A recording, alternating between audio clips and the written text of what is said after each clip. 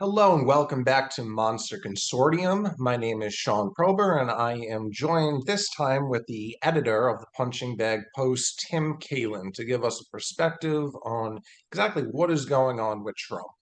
Now, we often hear about whataboutisms, especially from the left during these kind of comments, where so many people are, according to them, drawing irrelevant topics into a conversation to create a form of equivalency.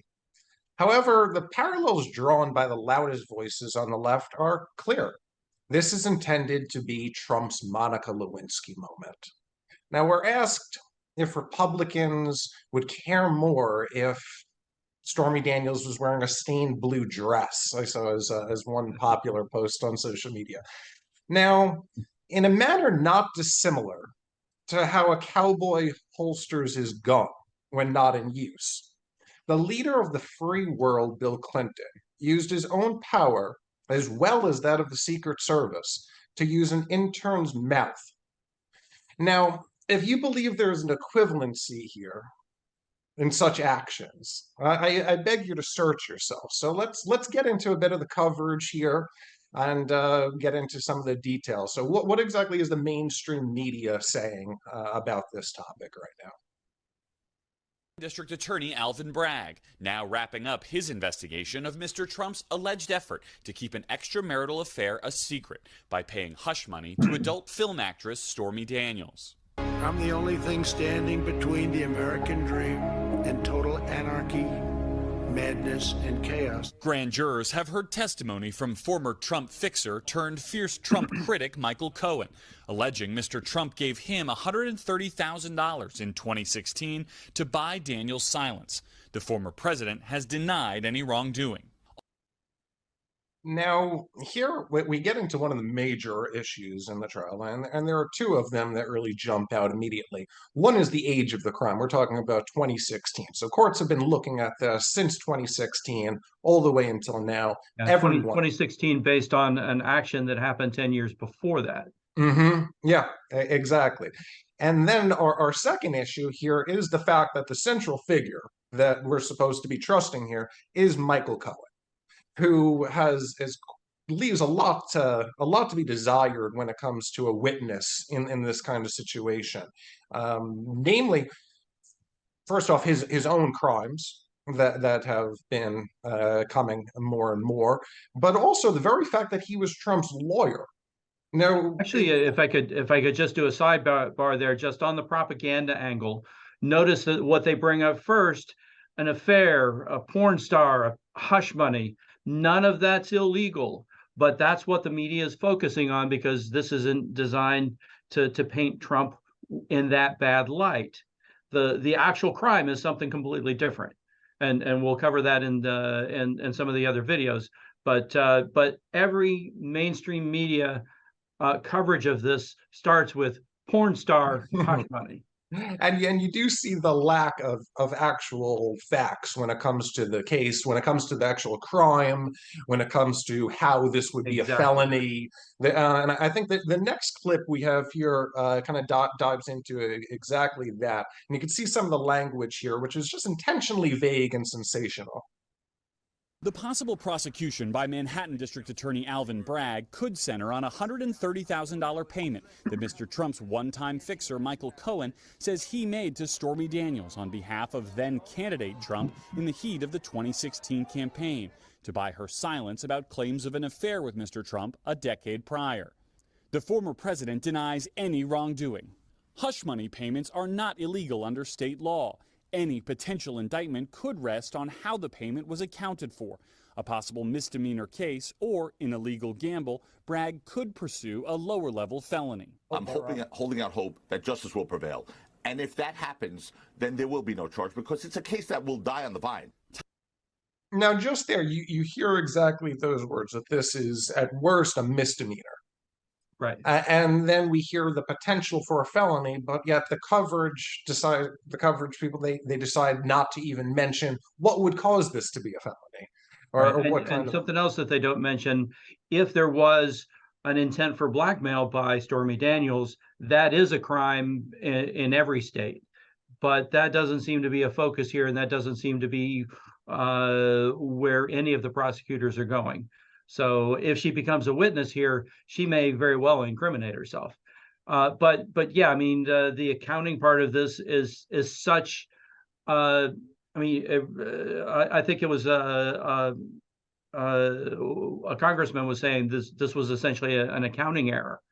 And businesses do this kind of stuff all the time. They don't pay hush money all the time, but they put money in the wrong bins. And like I say, it's a legal activity. If he didn't pay taxes on it or whatever, that's $1,000 fine. It's not jail time, and it's not a reason for him to lose an election. But like we say before, Stormy Daniels, porn star, hush money. That's what the media is focused on. It's a propaganda effort.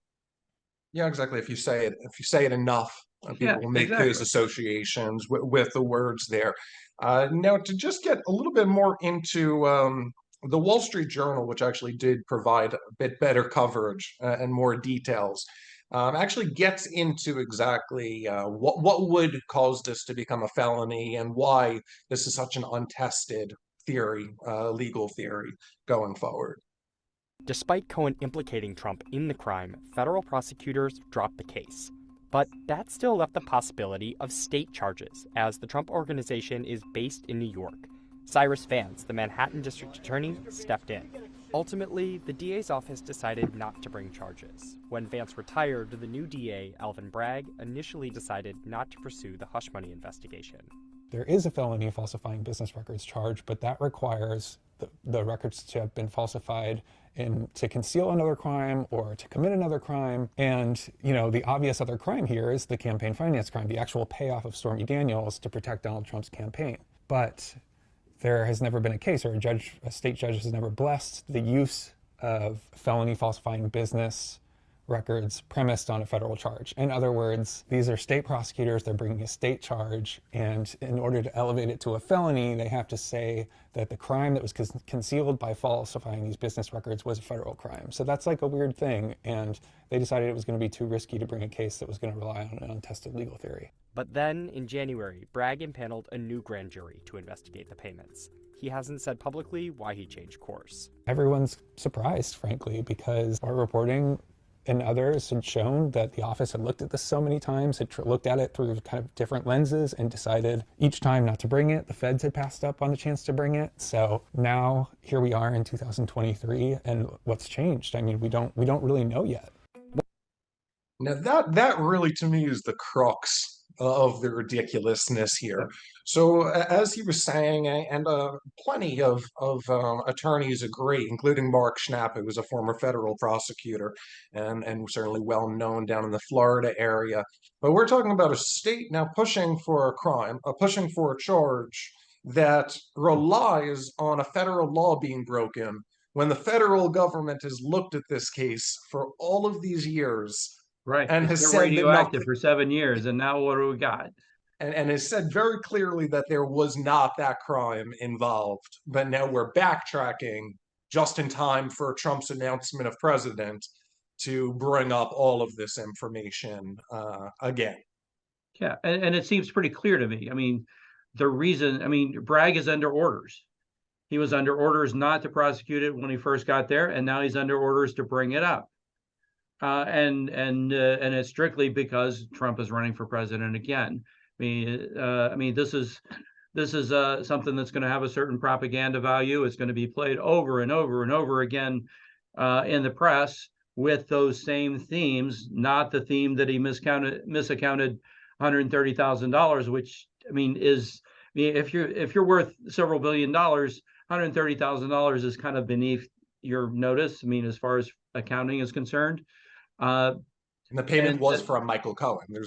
There has never been any kind of connection. And it didn't come all in one chunk. Yeah. I mean, Cohen is the evidence that he presented was a check for $35,000 to reimburse him for something. Now, how does that all add into $130,000 of hush money? I don't know, but I mean, everybody knows this case is a loser, and Bragg doesn't want to have a loss on his prosecution sheet, but yet he is under orders. That's the only conclusion that I can come up with.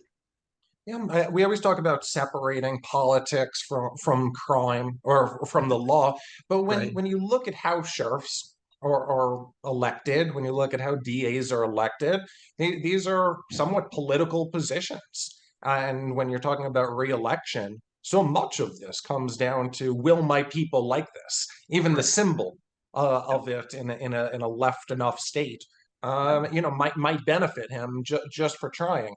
Now, as a native New Yorker, I've kind of been alarmed for myself in seeing New York City and how it's deteriorated over the last decade or so. And when you get into this topic, we see this trend almost all over America. And as Governor DeSantis down in Florida had said, this is a Soros-funded district attorney. And you start to see a lot of these actions coming from these people. Now, I've seen 100 articles saying that that's completely fake news. It's anti-Semitic. It's scaremongering. And Soros, in truth, according to our Daily Mail, Color of Change PAC, a civil rights advocacy organization in the United States, received $1 million from Soros to support Bragg's candidacy in 2021. Well, that number might have gone down to 500,000 or so. What's clear is that this is not an anti-Semitic conspiracy theory against George Soros. That we're seeing a certain kind of district attorney be put into a lot of areas of this country, and we're seeing the refusal to charge actual crimes. Right.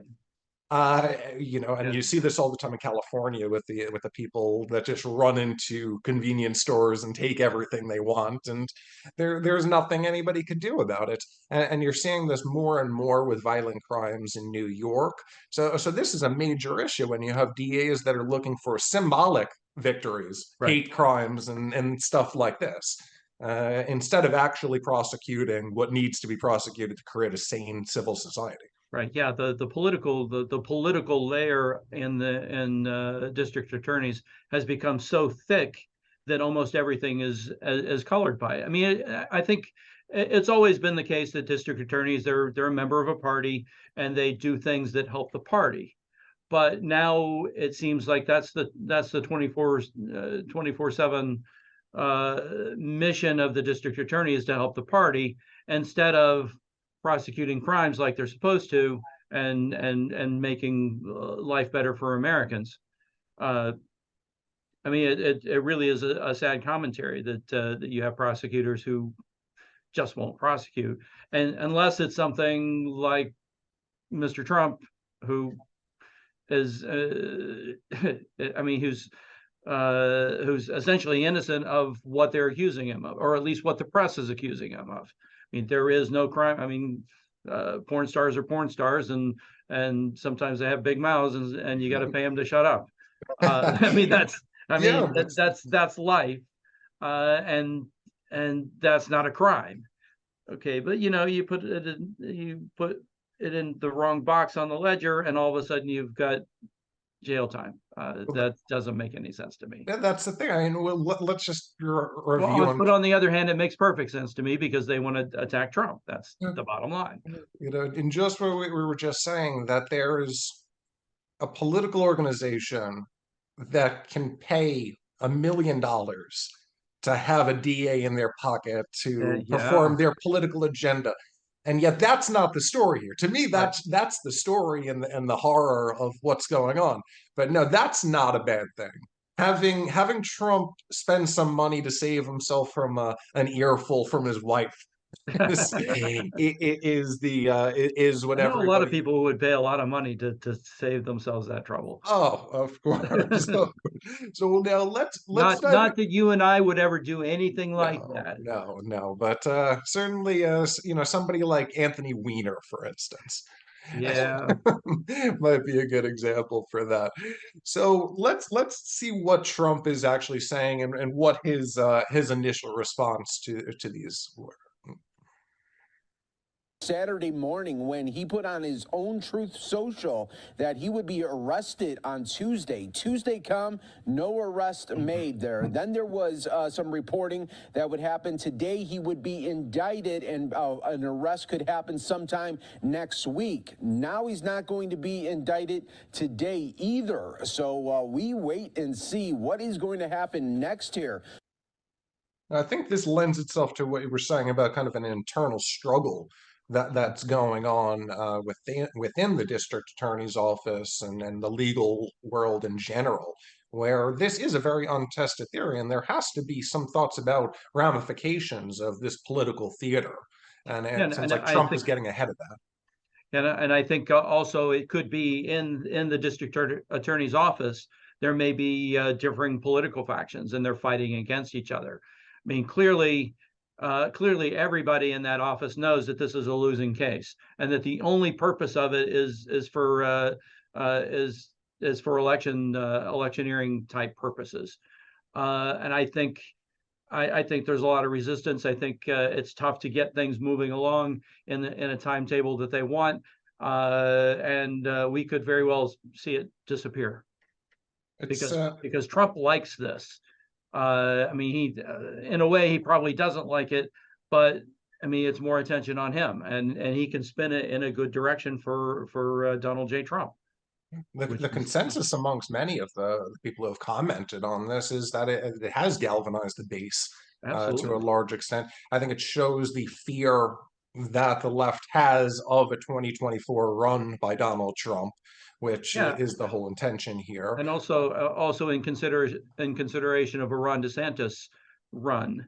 I mean, this is the kind of thing that he needs in order to push him ahead of Ron DeSantis. I mean, the polls are mixed right now, but at this point, Ron DeSantis has a very good shot at being the winner of the primary.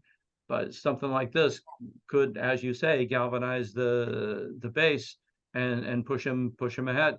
Yeah, it seems like Ron this time around almost has a similar level of backing as Jeb Bush in 2016, where the kind of the stalwart funders of Republicans have lined up behind him. Right. But as was shown in 2016, that they can switch allegiances once the polling reveals itself. I think it's also important to just talk about a kind of a boy that cried wolf phenomenon here, where when you hear that Donald Trump is going to get arrested, how long have we been hearing that Donald Trump is going to be arrested? I believe it's been ever since. I think my brother started saying that about 4 years ago. Yeah, by the end of the year, he's going to be in jail. Okay, well, no, not yet. I thought it was going to be the Russian thing, and now it's the Ukraine thing, and I mean, every scandal that was manufactured to take down Donald Trump just didn't. I saw this meme that it was saying the same people who said that Donald Trump was going to start World War III and destroy the economy have destroyed the economy and started World War III. And there's a lot of truth to there. So when it comes to optics, and especially on the bold sides, let's hear a little bit of the coverage of how the Trump side's swinging this and how the left is pushing this. Former President Trump also preparing for the optics of a potential indictment. The New York Times, citing friends and associates, says he is ready and welcomes the idea of a perp walk, and even, quote, mused openly about whether he should smile for the assembled media, adding that he has pondered how the public would react and is said to have described the potential spectacle as a fun experience. Those close to him also telling the paper that no one is quite sure whether his remarks are bravado or genuine resignation about what lies ahead. They're not coming after me, they're coming after you. I'm just standing in their way. Now, what do you think the optics if he intentionally wore one of those black and white striped prison? That would be excellent. That would put him on the front page of every newspaper for a long time. With some fake chain gang kind of thing. And you know, I mean, you think about this, and it's like, did Trump actually find some way to push Bragg into making these charges? I mean, I think Trump is going to spin this so hard in his direction, the Democrats will regret pushing these charges. I think that's how good Trump is at manipulating at least his base. Yeah. My fear on the other side of it is how willing people will go and endorse this unfounded legal theory and Right. this criminal act of truly harassing somebody with the full extent of the New York City district attorney. How willing somebody will be to look the other way at that incredible crime just because of a political hatred and just because of the sensational coverage. When you hear people talk about it, you almost get, as you said, you almost get nothing but porn star, hush money, all this, and then we go in and we find out that paying hush money is not even a crime in Right. this state. Yep. And I think it will provide him. I mean, there's a certain cross section of the Republican Party that will be offended by porn star and hush money. But there are other segments, even of the Democratic side, that will be sympathetic to Trump. Okay, you just got arrested, and it wasn't justified. It wasn't a righteous arrest. And also, yeah, well, if I had the opportunity to go with a porn star, I'd probably do it too. And I mean, those kinds of things are going to get sympathy from other segments of the population where the Democrats normally have a good stronghold. I think it's a serious advantage for Trump to have. Well, I don't know. I mean, it's going to be an advantage for Trump to have the sympathy of other people, and besides his hardcore base. And I think this makes him look more human. It makes him look. I mean, if he can stand as presidential through this whole process, then it helps him. And they say any publicity is good publicity. I mean, this puts him in the limelight where a lot of the media was ignoring him for a long time. So I think Trump is going to use this to his advantage. It's really kind of opportune for him, and I think the Democrats made a big mistake. Now, I think it shows where the Republican base is at, that all of these competitors now against Trump, Mike Pence, Ron DeSantis, have all come out and called this for what it is, an egregious fake offense for political theater, which I think is telling. I mean, we've heard about Stormy Daniels for a number of years. It never slowed down Trump a second. It's not a new issue. I mean, not at all. Everybody knows about it. So this is only showing kind of the drama there. And as we said earlier, a lot of some people like Ron DeSantis believe that this is ultimately just a performance art by a left-funded district attorney who should be probably focusing more on cleaning up his own streets than trying to find 20-year-old crimes to dig up for some attention. Now it'll be interesting to see what happens to Bragg after this, because if it goes the way that we think it will, that Trump takes advantage and it's actually helps him, then Bragg might be in a little trouble with his party. On the other hand, maybe since he soldiered on, maybe he gets promoted. So it'll be interesting to see where he goes from here. We can get a show on MSNBC. Maybe. There you go. He'll provide legal coverage. Chris Lemon and whoever's left. But yeah, to hear the amount of lawyers, and even I was listening to a coverage from an NBC Palm Beach affiliate, who they had a political scientist, Lee Zeldin, who's been around forever. They had the former prosecutor Schnapp, who went off, and they don't see anything behind this. They don't see any possibility of this advancing. Yet we hear it more and more that this is imminent. So obviously the internet has freaked out about this on every side. Now we were talking before we started filming about just tweets that we've been seeing. And we've seen everything from this is gone, the DA's given up, to Trump is going to be locked up 100%. His lawyers are saying it's going to be at least 4 years, Donald.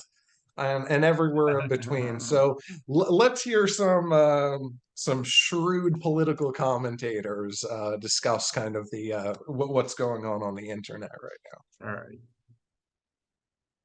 Now, Dr. von Biedenfeld, Christina is a well-informed person in our community who watches the real news on TV and then goes to social media. But there are a lot of people who don't do that. And they will go and watch and take a look at these photos and think it's real. Absolutely, and that's a major concern, is that many people, especially young people, now get their news through Facebook and through Instagram or even Snapchat. So it's not just for sexting or texting anymore, it's or sending illicit images, it's also for news, apparently. And so the idea that you could inspire or spark vitriol, and of course these many of these people who support the former president are Second Amendment people, so these people might have guns. And so if you think, well, it is comical, the idea of somebody of that age and gravitas running anywhere, there is that concern that anybody scrolling through quickly would not realize the capabilities of deepfake videos. We'd see a repeat of what we saw with Elaine Bongo in Gabon, or some of these other concerns. You know, the old joke, when Alan Greenspan sneezes, the world gets pneumonia. Those sorts of things now can be perpetuated through synthetically created news and really cause some turmoil. Now, what I see there that's the most alarming, and it's the most alarming theme that has been present with the Biden administration since. That woman's hair was alarming. I was going to say, I'm going to grow my hair like that. I have two questions on that. Okay. What is real news according to these people, and what's on that woman's head? But with Biden and his first State of the Union, he very clearly stated this theme that the war on terror was winding down overseas. And the war on terror is now primarily going to be focused on what's called domestic terrorism around here. And it's only one form of domestic terrorism. And you had months and months during 2020 of violent riots that cost $12 billion, many, many dead. But now, as he's saying, he wants to repeat this thing that, well, a lot of these people are Second Amendment supporters, so they might be taken to the streets tomorrow with their guns. and it's just more of that rhetoric where you see all of this crime in all these left Democrat cities. But yet the violence is my buddy over here in Illinois who's got who's got a gun to protect himself, and they get painted as this dangerous villain that if this doesn't go right, they might be on the streets killing people. I haven't seen that coming from the Republicans too many times. Yes, this is. I mean, the hypocrisy is astounding. But I mean, you look at that clip, you think, well, I mean, those are actually very powerful images. They're fake images, but they're very powerful. And I mean, depending on how you look at it, it's sympathetic to Trump or sympathetic to anti-Trump, and they will have an effect. I mean, and they're absolutely right. People are going to look at that not knowing that they're fake, and I think this comes along with some of the techniques for voting. The write-in ballots, making it very simple to vote, so that you don't even have to think about it. Well, now you have people who aren't aware enough of the news to be able to tell the difference between fake news and real news, and now you've given them kind of almost an impulse vote capability.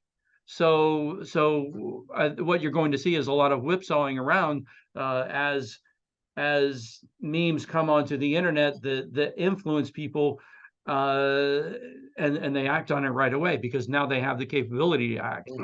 They don't actually have to drive down to the voting to a voting booth and vote on a particular day. There's no walk up to that day where you might want to actually think about the issues.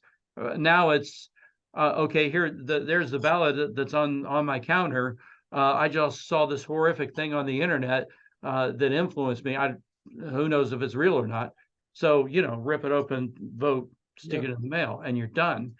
I think the media's propaganda will be much more powerful as AI makes more powerful images whether it's fake or not. I mean, if it has the influence, it doesn't matter if it's fake or not. I mean, it's perception is reality. It's a scary time right now with with the new way that elections are run. What happens in a national election? Can a Republican win in a national election Right. in this new formula? My only hope is that after 2016 or 2020, there should be a little bit more of a push from the Republican side to get these absentee ballots into people's hands and get these vote from home forms in, where I think that was a bit discouraged in 2020 for the Republicans, saying, "Oh, you should go there in person." It's very difficult to beat all those mail-in ballots when they come in, and it's all these parents who don't follow politics, and their 19-year-old daughter comes home from college and she hands them this, and maybe she even fills them out herself. Yeah, here, I filled this out for you. All you have to do is sign here. I'll mail it.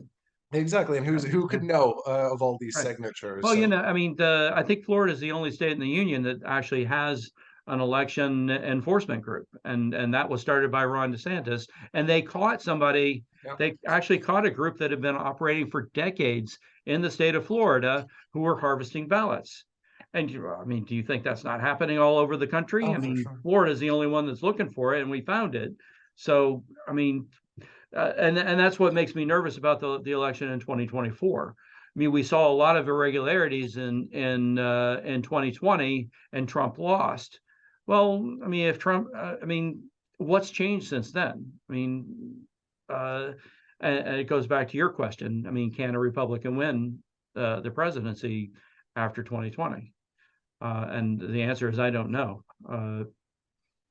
It's kind of scary. It's kind of scary. Now I know the senior political commentator on Punching Bag, Larry Horist, yes, who has spent many years in the depths of Chicago politics, yes, has always discussed just how incredibly off these voting lines are, and how every election is dramatically influenced by fake votes. So definitely check out some of those articles over on Punching Bag to see that commentary. But yeah, I think that that about wraps up our coverage here of what's been going on with Trump. Hopefully we've created a little bit more detail for everybody to inspect, and hopefully have a better idea of what's going on here, other than porn star buzzwords, hush money, and orange man bad, which is the general coverage that we've been seeing. So thank you very much, Tim, for joining us. Thank you, Sean. And don't forget to like, subscribe, and share this to every single person you know. Go through your email Rolodex and blast we love you. We love you, and we want the best for you. So get this information out there, and tell us about it next time. Take care, everyone.